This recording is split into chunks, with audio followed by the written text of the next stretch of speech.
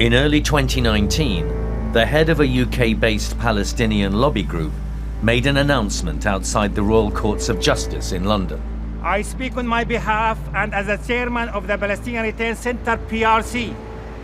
My bank account and that of lawyers representing Majid Al-Zia had reached an out-of-court settlement with a company he'd been battling for several years. 2015, the closing of our banking facility severely... Al-Zia had claimed that the Palestinian Return Center had been wrongly listed on a database and that this had caused them serious financial difficulty. That we had been labeled under the terrorism designation by WorldCheck on their secret database due to a misleading allegation. The WorldCheck database is now often known as Refinitiv, its current owner. It's not secret. It's one of the databases used by banks to help them comply with government financial regulation. Know your customer is the term they use to identify exactly who they're dealing with, and hence avoid exposure to financial crime. KYC from a bank, know your customer, is a vital part of both the onboarding process, that is taking on a new customer, and maintaining that relationship. And it requires you to ensure that you know who that person is and that is verified, and you understand the risk that that person brings to the bank in terms of financial crime and money laundering. Databases like Refinitiv WorldCheck look for and collate data for their subscribers on individuals and organizations that might pose a financial risk, what they call politically exposed persons, PEPs or PEPs, or names on a sanctions list, or who've attracted negative media coverage. In this program, Tamer Al-Mishal of Al Jazeera's Arabic channel examines these databases. They're part of the global regulatory framework designed to combat financial crime. But how transparent are they? And what impact can they have on those that appear in them? In terms of the market, it is dominated by two main players, which is Dow Jones and Refinitiv, which used to be part of the Thomson Reuters organisation. In my experience, I come across both extremely frequently, and a great many other providers are actually the engine of what they provide is either the Dow Jones or the Refinitiv lists. So they power lots of other providers' lists as well. I think Refinitiv has probably the greatest reach in terms of the global banks, but honestly, they're both pretty dominant players in the market. But individuals and organizations have sometimes found themselves on these databases without their knowledge. It can come as a shock to discover they've been categorized as being linked with, for example, terrorism. An American security advisor called Chris Vickery got hold of a copy of the WorldCheck database in 2016, including what he called its terrorism blacklist. Tamer Al-Mishal spoke to Vickery and asked how he'd found the list of over 2 million names. Well, I found the WorldCheck database by looking for what's known as CouchDB instances. It's a type of database that can be accessed through a web browser, and it runs on a specific port. So if something has data available on the CouchDB port and is accessible to the public internet, you can browse it. Yeah, I was just lucky and found it. I guess persistence pays off. When you're looking through lots and lots of data, every once in a while you find some real gems. And I found it, downloaded it because it was publicly accessible and open and available to the public. Tamer asked what Vickery's initial thoughts were. Well, the very first big reaction I had was when I was looking through the different rows and I saw people marked as terrorists. That's when I knew that, oh my God, this is a list that is probably not something that is normally out there. And then I realized if this is a list marking people for things of that nature, who created this list? You know, so I had to look and see who created WorldCheck.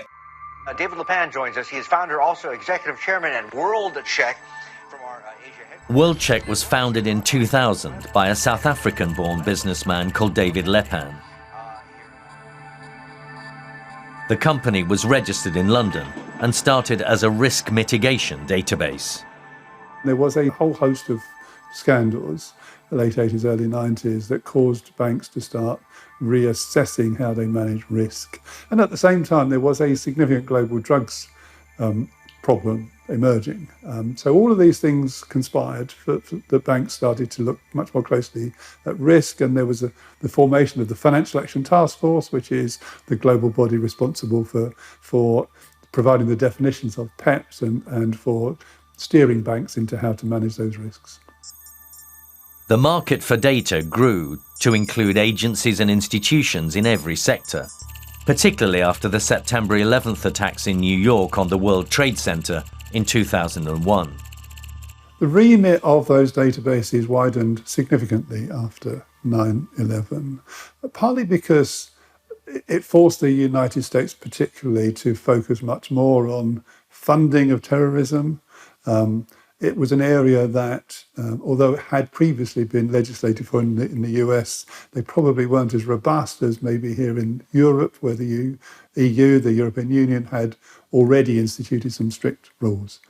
The US, after 9/11, passed a thing called the Patriot Act, and it specifically caused greater focus on the funding of terrorism as much as money laundering and organised crime. So it changed the landscape definitively.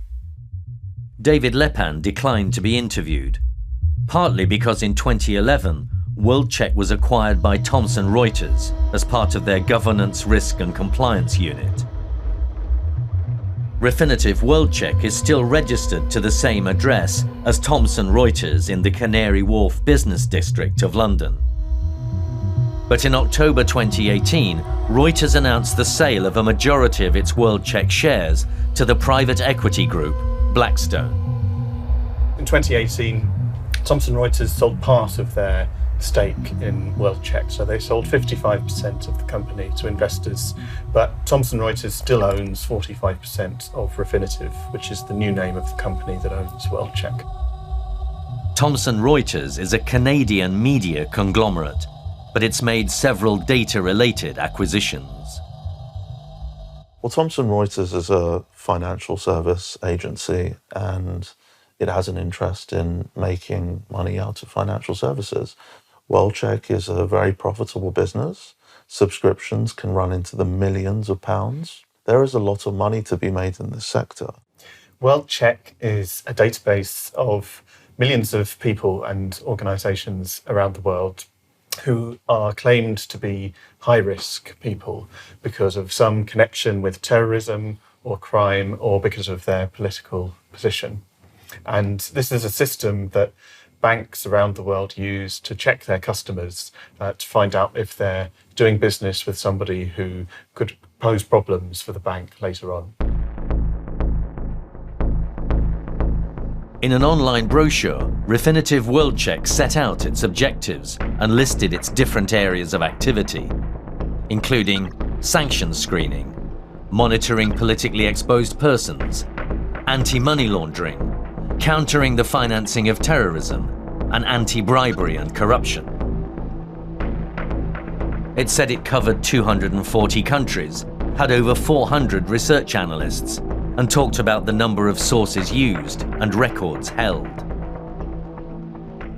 Over the years, it's grown and grown until today. It has 3 million people and organisations listed, and it's owned by large companies, and it's used by most of the banks around the world. For a long time, the contents of this database have been kept secret, and it's only in the last few years, thanks to the work of journalists and campaigners, that we've begun to learn a little bit more about some of the issues with this database.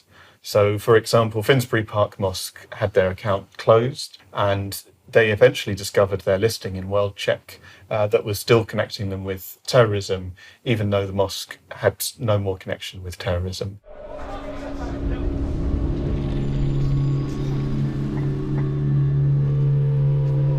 Finsbury Park Mosque is in northeast London and is attended by hundreds of worshippers for Friday noon prayer.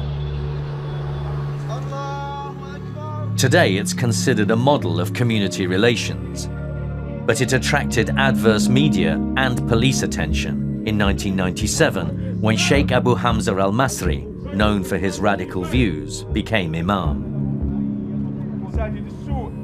The mosque was closed in 2003 for its perceived links to terrorism. It reopened in 2005 with a new management team, supported by the Muslim Association of Britain. The changes at the mosque are now widely perceived as a success story.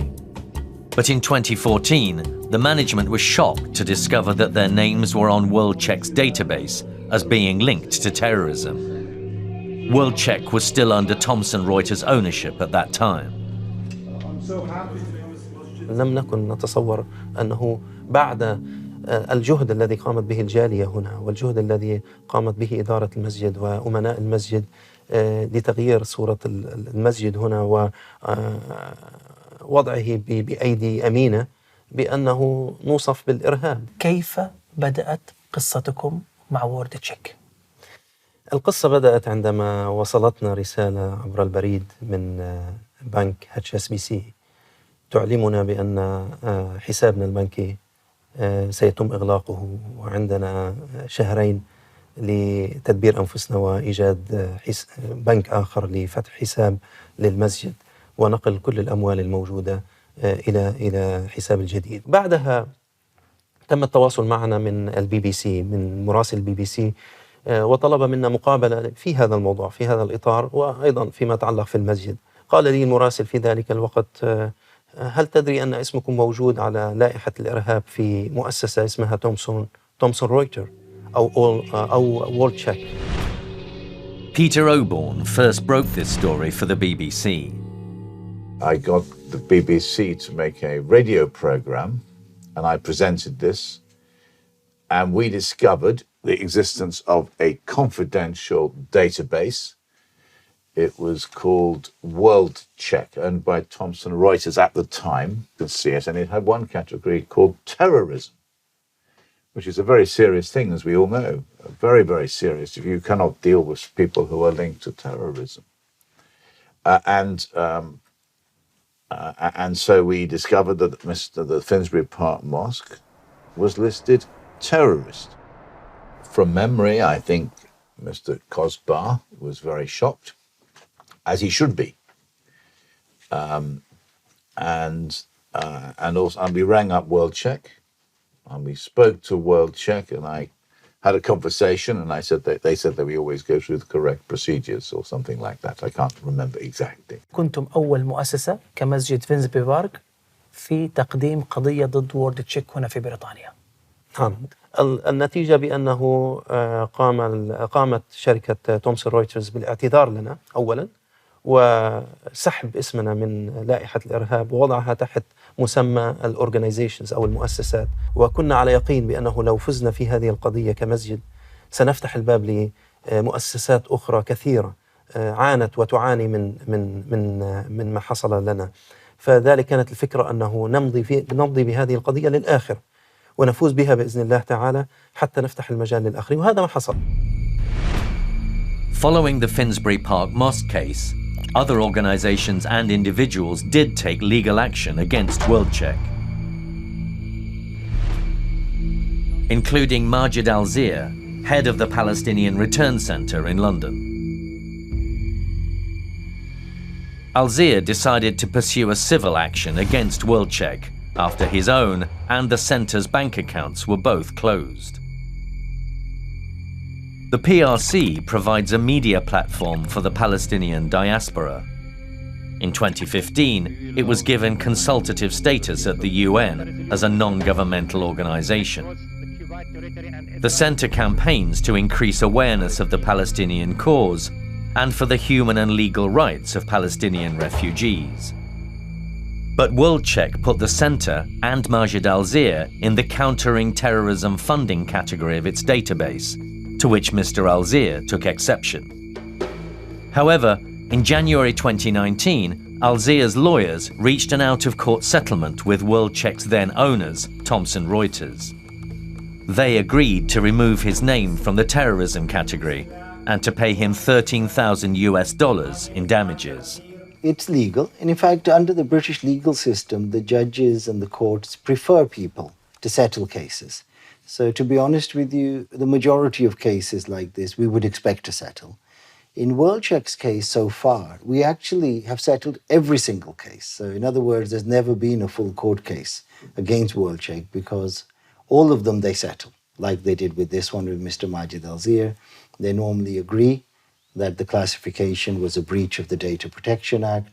They pay some compensation, they offer to pay the legal costs, and that's it. كنا في غياب تام عن وجود قائمة وبأسمائنا عليها حتى وصلنا إلى خبر صحفي يقول أنه مسجد شمال لندن فينسبري بارك موسك قد ربح قضية ضد قائمة ضد رويترز فيما يعرف الورد تشيك. وبدأنا في البحث إن كان هناك شيء من الإدراج لأسمائنا أو لمركز العودة، فصار في التواصل مع مكتب المحاماة الذي كان يتكفل بقضية فينسبري بارك موسك، وسألناه فإذا بالأسماء موجودة واسمنا في أعلى التصنيف كإرهابيين.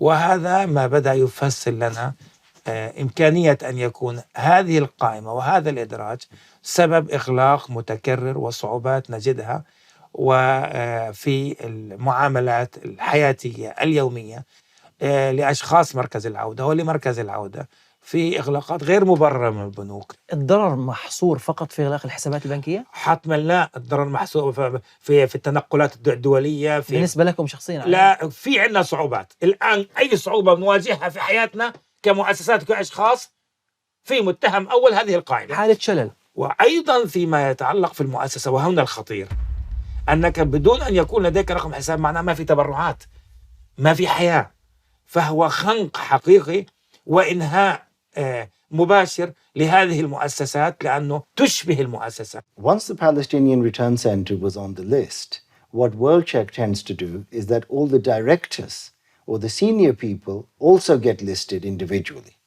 So Mr. Majid Al-Zir was listed only because of his connection to the Palestinian Return Center. Tamer al-Mishal asked how easy it was to communicate with WorldCheck at that time. It is possible to have some email communication with them, but generally speaking, they're not easy people to meet or to talk to. ما كنا في المحكمة هو التسوية قبل فيها برا المحكمة.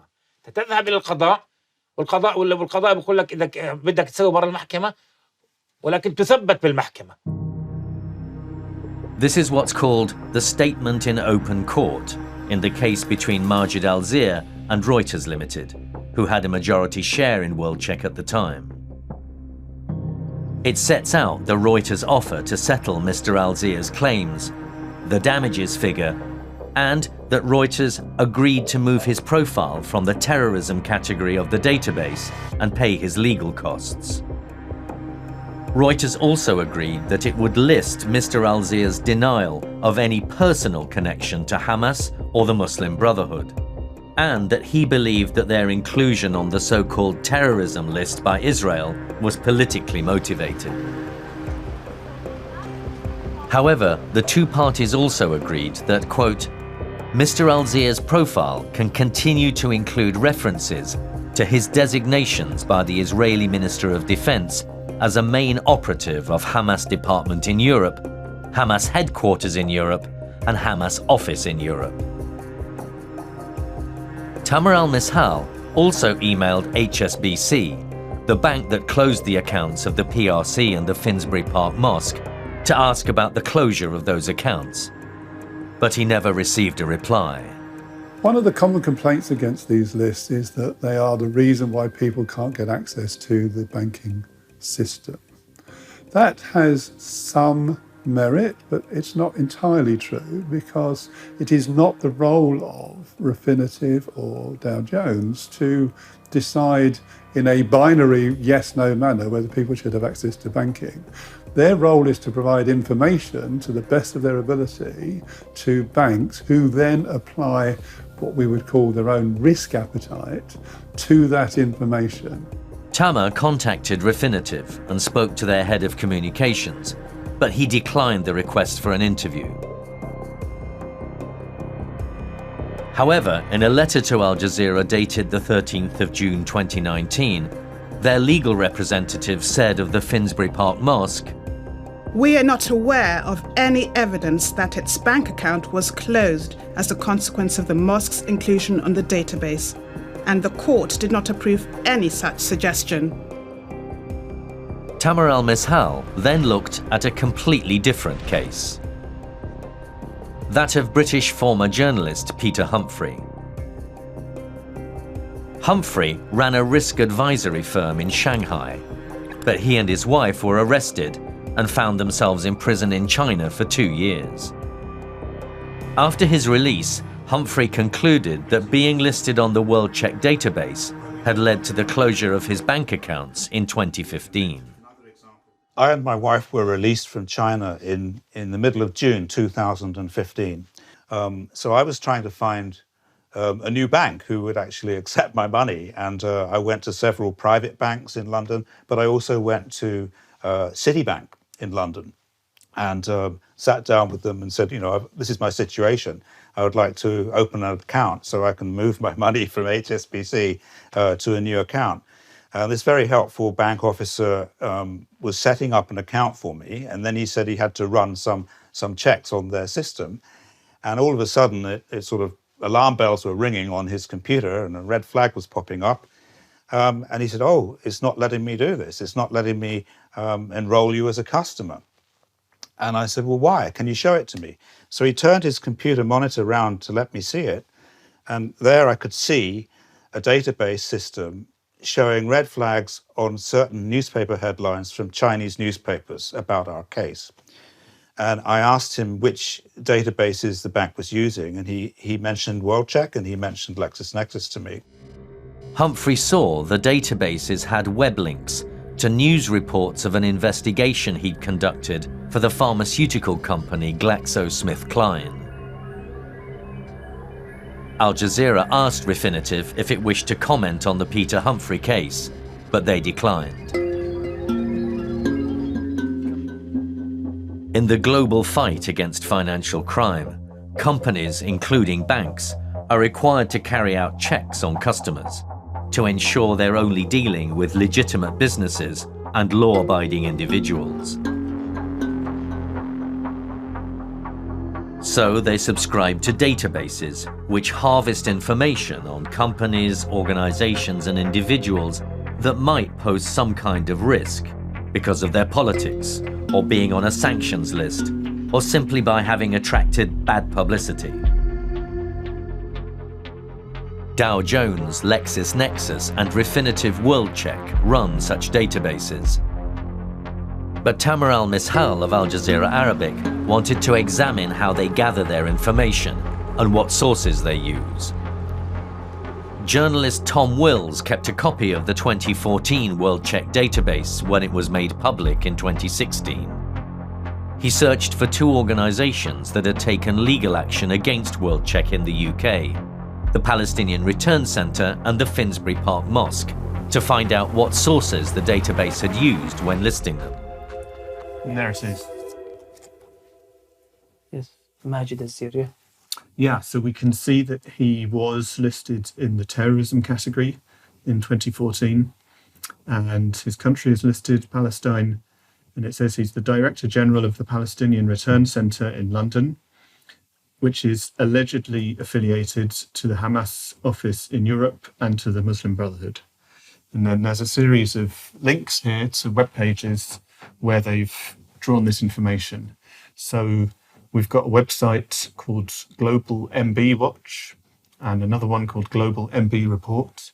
And we've also got 2 websites from Israel. We've got the Israeli government website and a organization that calls itself Terrorism Info in Israel. But many other governments around the world do not agree with Israel's classification of who is a terrorist. So the question is, why is a London company that is providing information to banks all over the world basing its information on the say-so of just one country? So the databases do use information published in online news articles as sources. But Tamer al-Mishal wanted to dig a bit deeper and talk to someone with inside knowledge of a database to understand exactly how they use online sources. So he went to Miami to meet Kenneth Ridjock, who'd done some consultancy for WorldCheck. Any commercial database, any commercial off-the-shelf database of high-risk individuals must use open source materials. That means news and magazine articles. That may mean court cases. Open source is necessary because the banking client must be able to demonstrate on demand to regulators where the information came from that he potentially used to make a decision about a client. British journalist Peter Oborne had already gone into the use of open source data in some detail. This is a very serious problem which you're highlighting now. You see, we've done a lot of research, and you find organizations, here's a story I've written about this, websites which are accused of promoting far-right and Islamophobic agendas. They're being used as sources on the WorldCheck website. Organizations like the US think tank, the Gatestone Institute, organizations like Jihad Watch, the David Horowitz Freedom Center. These are organizations whose judgment can't be trusted or relied on and have in my view, an ideological agenda, in which case it's irresponsible to use organizations like that and use them as sources. Using websites like these as public domain sources is problematic when they have their own political agenda. The examples Peter Oborne used are known for their anti-Islamic views. So Tamer examined the number of Arab or Muslim names listed on the WorldCheck database leaked in 2016. He found thousands of names from all over the world. One of the issues that you have with the sanctions list and with the adverse news that comes from it is that it is disproportionately targeted towards Arab terrorism, and that's because far and away Arab terrorists through Al-Qaeda and the Taliban and ISIL or ISIS or whatever you want to call it are significant populants of that list in a way that maybe white supremacists or I don't know, Jewish supremacists or whatever are not. Namir Shabibi is an investigative journalist who's written for online news outlets and worked as an investigator for the human rights NGO Reprieve, as well as for the International Committee of the Red Cross. I think that Muslims are disproportionately affected by this kind of service, simply because Muslims are more generally the victim of accusations, broad brush accusations, unfounded accusations. And what a service like WorldCheck does is it hoovers any kind of online accusation without much scrutiny about the source of the accusation. I don't find any particular unusual focus on Muslims or Arabs in any of the 4 major commercial off-the-shelf databases of high-risk individuals. But as a matter of practice, they're going to contain more and more of entries of Arab nationals and Muslim nationals because of the global war on terrorism. I think what we can say is that this database has arisen in the post-9/11 climate of paranoia about terrorism. And of course, that is something that impacts on Muslims most of all. And I think what WorldCheck has done, unfortunately, is taken some of the worst lies and innuendos about Muslims from the darkest corners of the internet, and they've repackaged that as reliable information. And I think that's very concerning. In a letter dated the 13th of June 2019, Refinitiv WorldCheck's legal representative said in response that the suggestion that WorldCheck targets Muslims was, quote, offensive and wholly unsubstantiated. There is no question of WorldCheck targeting any group, and to suggest otherwise would be entirely inaccurate. If individuals or entities have been identified by a government as being banned or on a watch list, for example, then this will be reported in WorldCheck. Namir Shabibi further questioned how much time WorldCheck's research analysts, covering 240 countries and territories around the world, would have available to collate information. When I spoke to various WorldCheck analysts, current and former, in the organisation, I was astonished to learn that the standards for the creation of profiles were very low. And let me give you an example.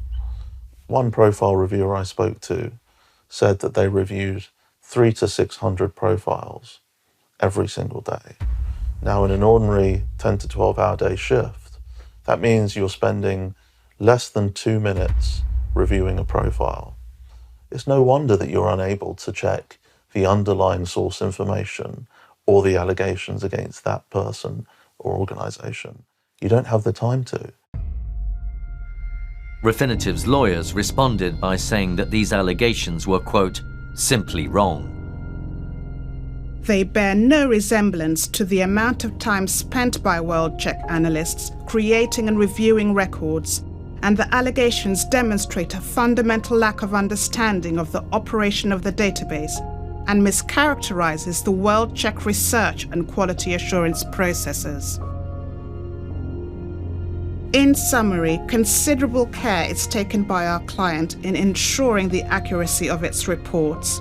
It is impossible to create records in WorldCheck in 2 minutes, and all analysts' research is supplemented by both QA checks and use of technology to ensure high accuracy standards are maintained. Across the world, all sorts of news media report stories. Some of them do so robustly and with a great deal of care and attention, and others maybe less so. If a story is carried, let's say, by Reuters or AP, Associated Press, or other global news organisations, or New York Times or the Washington Post or the Times here in the UK, whatever, you can reasonably accept that they've taken care over the factual content within that story. If it's on somebody's WordPress blog site, you have to be more cautious about it. So, and banks are expected to apply judgment to those stories. Banks are the principal subscribers to databases like Refinitiv WorldCheck, Dow Jones and LexisNexis, but the overall market for their services is now much bigger. I found that over 300 law enforcement and intelligence agencies across the world were using the service. I asked a number of the British law enforcement agencies, including Metropolitan Police Counter-Terrorism Command, the National Crime Agency and the City of London Police, and all confirmed to me that they had active subscriptions to WorldCheck.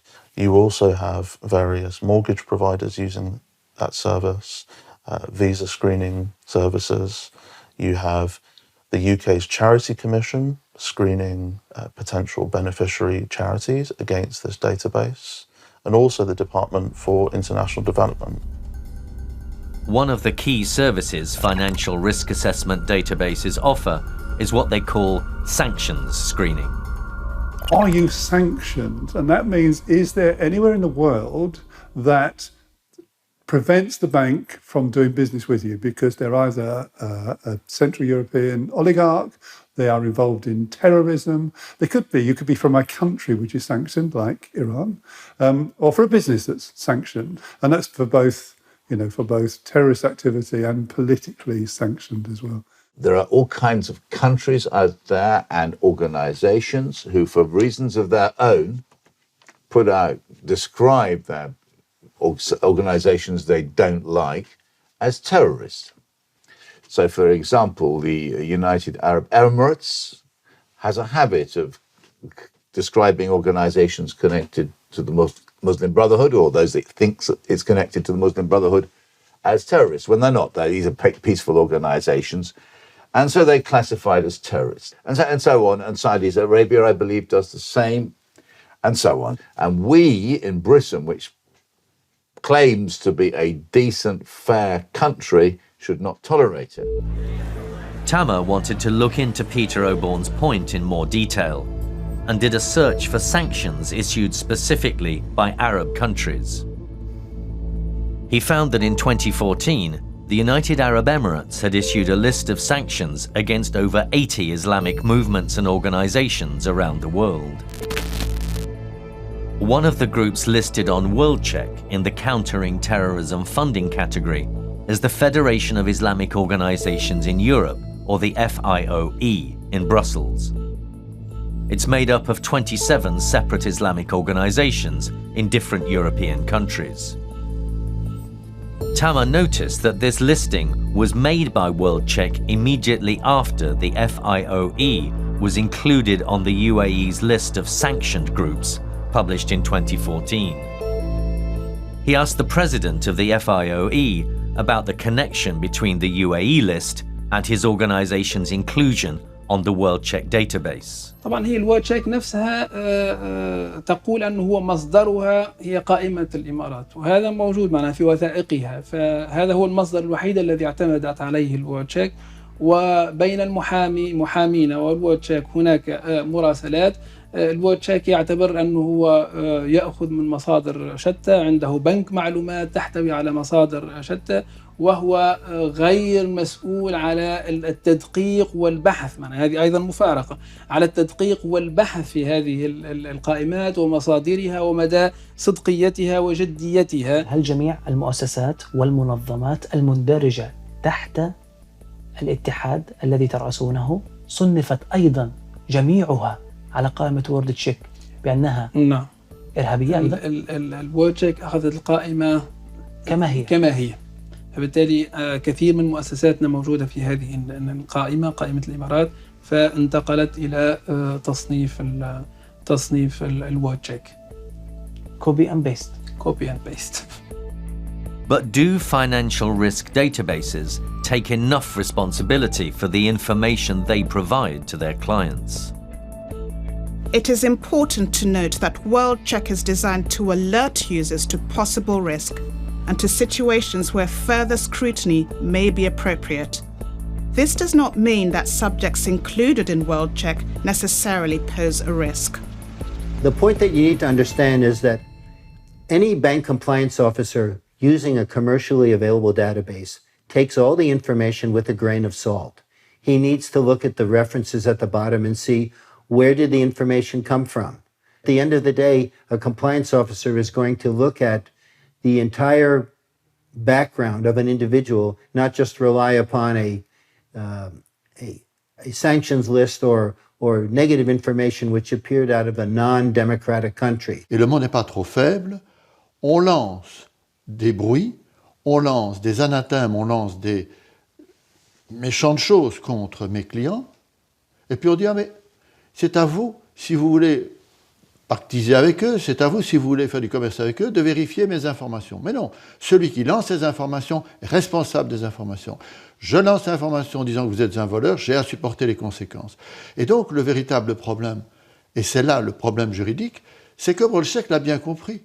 On ne peut pas se contenter uniquement de dire « vérifiez les informations que je donne, je ne suis pas responsable, c'est les autres qui sont responsables ». Affaire à ces gens « ah oui, mais ça c'est en Angleterre ». Donc, ils essayent d'échapper à leur responsabilité qui est énorme. Ils sont responsables des bruits, des informations qu'ils font passer. The web, or the providers of this information, Refinitiv, Dow Jones and others, are in a way caught in a similar situation that some of the social media companies are. They are a platform provider. They are an aggregator of other people's news. And that means they have to include waivers to say that while they take care of what they include on the database, they are not responsible for the content that they are aggregating. They are merely aggregating it and presenting it to the banks to make their own judgments on. So they have to be careful. To assess the human impact this can have, Tama had so far relied on the 2014 WorldCheck database that Chris Vickery had found. But eventually he was able to view WorldCheck's 2019 database with the help of a WorldCheck insider who agreed to help on condition that he remain anonymous. He found businessmen, politicians, journalists, activists, and opposition leaders in different Arab and Islamic countries on the 2019 database. The sources WorldCheck used to list some individuals and organizations were often tabloid news websites with their own agendas and known for their anti-Islamic views. When they searched for several well-known Muslim organizations, some had been included under WorldCheck's countering terrorism financing category. Tamer then checked the listing of some of the contributors to this program. The entry for the Federation of Islamic Organizations in Europe had been updated in April 2019. But the FIOE was still listed in the terrorism category, and the source was still the UAE sanctions list. The files of Majid Al-Zir and the Finsbury Park Mosque had been changed, as per their out-of-court settlements. They'd been removed from the funding terrorism list, but added to the individual and organizations categories. This had not really helped the Finsbury Park Mosque.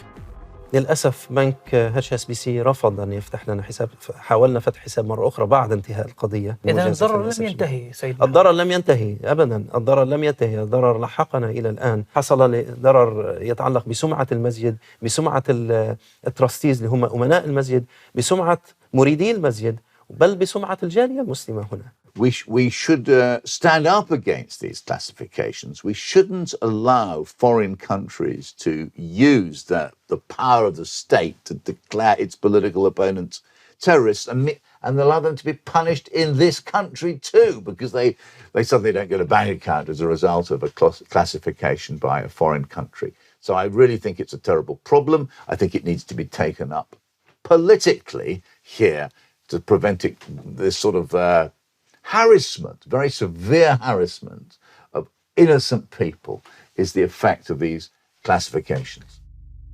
Refinitiv WorldCheck had declined Al Jazeera Arabic's offer to appear in an interview. And when given a further opportunity by Al Jazeera in 2020, they again declined. However, in April 2020, their legal representatives did issue this long statement. It said that WorldCheck is one of many sources used by banks and other businesses to help them meet their regulatory requirements and identify potential financial and related crimes such as money laundering and the financing of terrorism.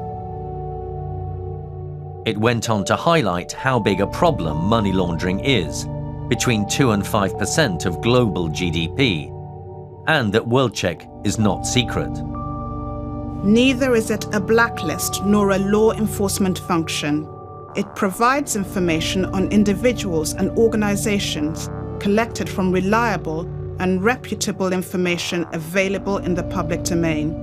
And it does not prepare reports on individuals independent of this public information. It said that WorldCheck is governed by the 2018 British Data Protection Act and that these data protection laws expressly provide for information relating to suspicions of fraud, money laundering, and terrorist financing to be exchanged to allow banks to comply with relevant legislation. That included, it said, being regulated by the UK Data Protection Agency, the Information Commissioner's Office. And it said it applies objective criteria when including information in the public domain. Political judgment calls are not made, and it is inaccurate to suggest that WorldCheck assists any government in their agendas. It continued that it does not offer opinion and that our terms and conditions require our customers to conduct their own investigations when using information in WorldCheck. The statement ended by saying that anyone can request copies of data held about them and ask for it to be updated or corrected.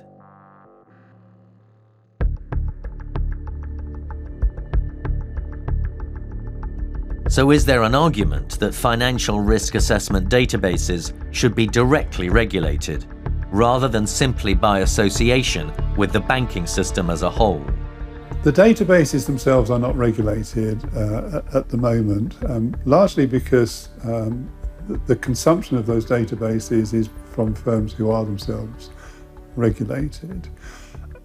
There's probably, I mean, there is clearly two sides to the argument, should they be regulated? possibly to ensure that they apply robust controls, but that would come with a cost. And then that would be reflected into the charges that they apply to the banks, and that would then be reflected into the charges they apply to you and me. It is really important that these firms exist and do what they do, because the banks would struggle to onboard new clients without it. And therefore they do need to be able to make a commercial return on that very significant investment. Data protection is another key element of this debate. The Information Commissioner's Office in the UK is the independent authority dealing with data protection, reporting directly to Parliament. And it told Al Jazeera, data has an important role to play in helping financial firms identify individuals and organisations that seek to use the UK's financial system to launder the proceeds of crime and fund terrorism. Firms should take reasonable steps to ensure the accuracy of the data they use to base their decision on. We have been carrying out detailed inquiries into this issue, and our work is ongoing. Do these databases always get it right? It's a question that's asked a lot, and the answer is clearly no, because it's run by human beings and human beings are fallible. My experience, and I have worked inside institutions that interact with these, is they are pretty responsive and have good mechanisms for letting them know where the information that they carry is erroneous. It's not perfect. The existence of financial risk databases raises several questions that should concern us all. Is it legitimate and fair for a private company to collect data which, although it's in the public domain, comes from sources that may very well have their own political agendas? Is it reasonable for that data then to be made available to subscribers, unbeknown to the individuals and organizations concerned? Or for that data potentially to be used to close bank accounts and seriously affect the financial status of those involved? Are the regulatory safeguards of the banking system alone sufficient to cover these databases? And to protect the rights and good standing of individuals and organizations who may unwittingly be caught up in the ever-widening net of big financial data?